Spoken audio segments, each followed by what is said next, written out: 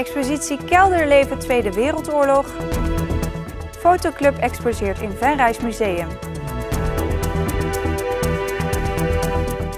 Het is vandaag 9 oktober, dit is het Pelemaasjournaal. Eind november worden in Venray 850 bomen gekapt. Dat is bijna 3% van het totaal van 30.000 bomen. De bomenkap is vooral een bezuinigingsmaatregel. De bomen die op de dodenlijst staan bezorgen met hun opdrukkende wortels veel schade aan wegen, fietspaden en trottoirs. Asfaltreparatie is een dure klus. 1 vierkante meter herbestraten kost €100.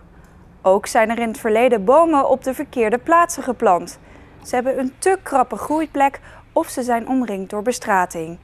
Bewoners krijgen van tevoren een brief van de gemeente over waar en wanneer een boom in hun straat wordt gekapt.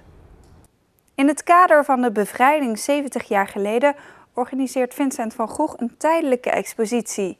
Deze tentoonstelling met de naam Kelderleven werd dinsdag geopend.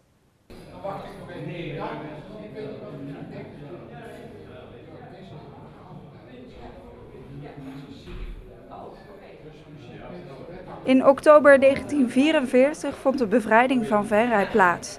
Dat ging niet zonder slag of stoot.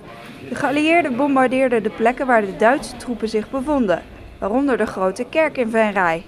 Ook rondom de psychiatrische instelling in Venray werden de bezetters aangevallen. Op het terrein van Sint-Anna zat ook een Duitse afweergeschut. Die haalde de vliegtuigen van de geallieerden naar beneden. Dus dat moest eerst weggebombardeerd worden voordat Venray bevrijd kon worden. En dat heeft weer tot gevolg gehad dat de gebouwen op Sint-Anna bijna allemaal enorm veel schade hebben opgelopen als gevolg van die bombardementen. De bevrijding was een roerige, onzekere tijd voor de inwoners van Venray. Veel mensen zochten tijdens de bombardementen een plek in schuilkelders. En hier op observatieterrein, maar ook op Pascalis bijvoorbeeld in Oosteren, daar waren ideale kelders. En daar hebben in die 6 weken tijd ongeveer zo'n 4000 mensen gezeten.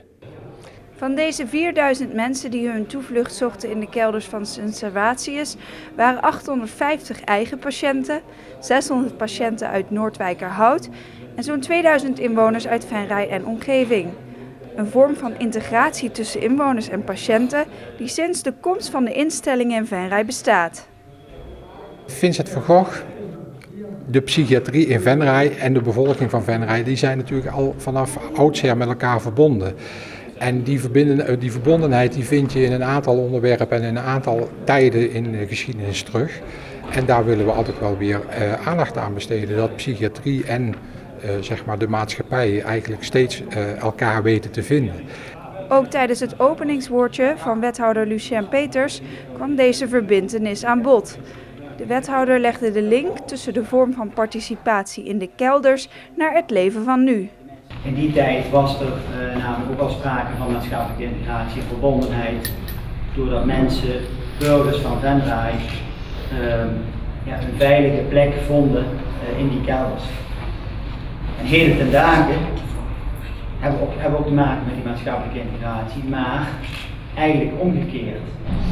De expositie is niet de enige manier waarop Vincent van Gogh aandacht besteedt aan 70 jaar bevrijding.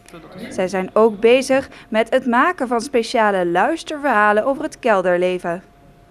Waarin de verhalen over die periode in de kelder door prominente Venrayenaren en medewerkers van Vincent van Gogh verteld worden.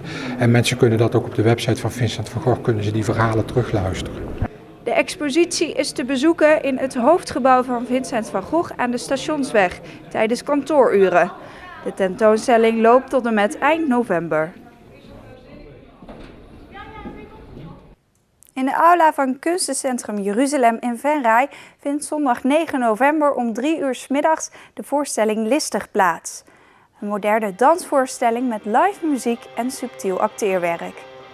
Listig wordt gebracht door productiegroep Pium onder leiding van de Venlose choreograaf Grace Bello. Speciaal voor deze uitvoering danst de productiegroep Dans van het Venrayse Kunstencentrum in het voorprogramma een choreografie op live muziek. Karin Groene van Kunstencentrum Jeruzalem repeteert deze week met haar 12 danseressen van de productiegroep. De nieuwe voorstelling van Pium is geïnspireerd op het boek Monologen van journalist Leontien Wegman. Centraal staan de 9 beschreven monologen waarin wordt afgerekend met een turbulent liefdesleven. Fotoclub Exposure opent morgen een foto-expositie in het Venrays Museum. Ruim 70 foto's laten zien waar de leden actief mee bezig zijn geweest. Op dit moment wordt nog de laatste hand gelegd aan de inrichting van de expositie. Maar morgenavond moet het af zijn. Want dan opent burgemeester Hans Gielissen de tentoonstelling van Fotoclub Exposure. Van onze 22 leden hebben wij maar 20-tal leden, die hebben dus foto's ingeleverd en die hebben van elk 3 foto's. En als je ziet kun je dus van alles eigenlijk foto's maken. Dus het is van structuur, van natuur en van architectuur. De groep komt 1 keer in de 2 weken samen om gemaakte foto's te bekijken en bespreken. Soms gaan ze ook samen op pad om foto's te maken. Buiten het vrije werk dat te zien is in het Venrays Museum is ook een aparte afdeling in het kader van 70 jaar bevrijding gemaakt. Speciaal hiervoor hebben de leden foto's gemaakt van littekens van de Tweede Wereldoorlog. Moeilijk aan deze opdracht was het feit dat er al heel veel foto's zijn gemaakt als het gaat om de Tweede Wereldoorlog.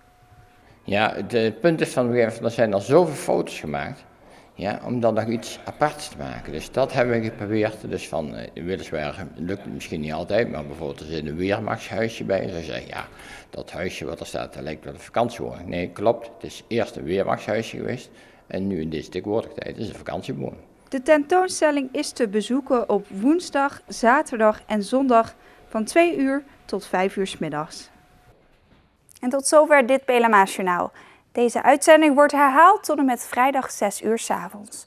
Om 7 uur is er weer een nieuw journaal. Weer of geen weer, bij ons is het altijd vakantieweer. Aankomende nacht is het droog. Er zijn brede opklaringen en het koelt af tot zo'n 11 graden. Morgen overdag is het wisselend bewolkt. Het blijft droog en de middagtemperatuur komt uit op zo'n 19 graden. Ik wens u nog een hele fijne avond en graag tot morgen.